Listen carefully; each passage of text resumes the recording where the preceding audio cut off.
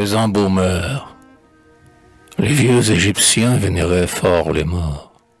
Ils avaient même l'art de soustraire les corps au travail dévorant de la faux de Saturne. Ils ne les mettaient point en cendres dans une urne, comme le pratiquaient les austères romains, mais les débarrassant des organes humains, corruptibles de baumes et de fins aromates, ils les bourraient, pour ces choses délicates, dans le rose granit d'un monument sculpté, leur conserve longtemps air de vitalité. Ce secret ne s'est point tout à fait en nos âges perdus. Non, de nos jours d'habiles personnages, qui du renom dans cet art sépulcral, et l'on peut, entre tous, citer M. Ganal. Ils ont fait mieux encore. Sur l'âme l'on opère, sur l'âme rayonnante de son étroite sphère. En un mot, on agit sur l'être en plein ressort. Le vif est embaumé tout autant que la mort. Vous vous moquez? Moi, non, vraiment. Je vous le jure. J'observe, et dans le cœur de l'humaine nature, signale un esprit de ruse et de détour, fort commun et déjà très ancien. Car du jour, la société se guise sa raffine, dans ses nombreux rapports, l'humanité décline, les actes violents et voilent de son mieux, sa défaillance ou ses plans malicieux. Voyez un peu l'ami dont l'affection baisse, et qui veut déguiser son défaut de tendresse, qui se montre, à l'endroit du cœur qu'il va quitter, une sollicitude à l'impatienter.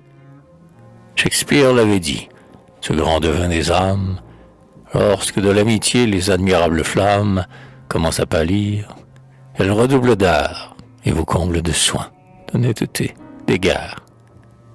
La simple bonne foi n'a jamais tant de zèle, on n'est point si poli tant que l'âme est fidèle.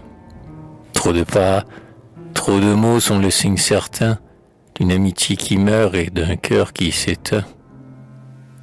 De même pour l'amant légère cervelle, que nouveau goût entraîne après quelque autre belle. S'il n'est pas un brutal, un horrible goujat, il ne brisera point ses nœuds avec éclat. Mais, glissant plus de miel en sa fausse parole, jusqu'au dernier instant il soutiendra son rôle d'amant passionné.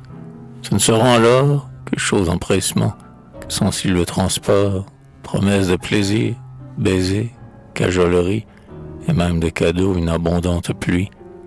Bref, le jour du départ sera le plus aimant, embaumement complet du divin sentiment.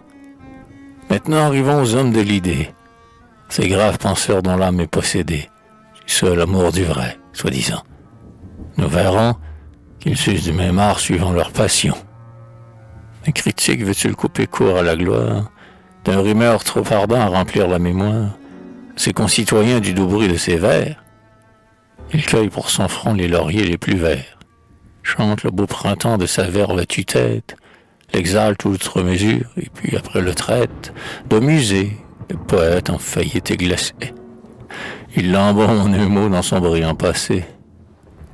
Et ce délicieux écrivain philosophe, qui n'aime point l'éclat trop tranché d'une étoffe, et des purs demi-tons, des nuances épris, soutient que le vrai n'est ni blanc, ni noir, mais gris.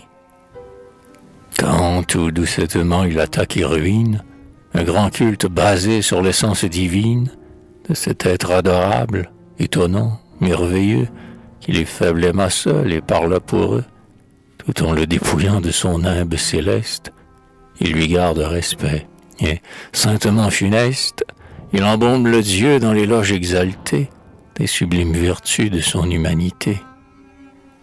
Enfin, ces orateurs qui, montés au pinacle et fiers de gouverner l'empire sans obstacle, jettent force louange à leurs rivaux abats, les croyant jamais dévolus au trépas. Encore des embaumeurs, des gens dont la tactique fait pendant, sur le haut du tremplin politique, aux manières de plumes, aux fils des pharaons.